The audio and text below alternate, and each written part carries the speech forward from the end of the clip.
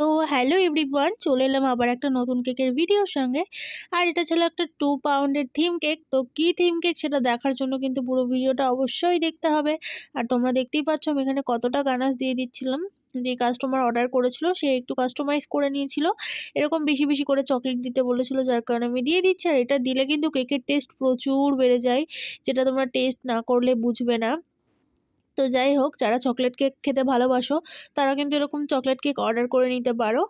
তো আমি সেদিনকে ওয়েদারটা ভালো থাকার কারণে একেবারেই ক্রিমটা মিক্স করে নিয়েছিলাম, নাহলে ওই একটু একটু ফ্রিজে রাখতে হয়, আবার একটু একটু কাজ করতে হয়, খুব প্রবলেমে পড়তে হয়। বাট সেদিনকে বৃষ্টি পড়ছিল, তো একটু ওয়েদারটা ঠিক ছিল, যার কারণে আমি ভালোভাবে কাজটা করতে পেরেছি।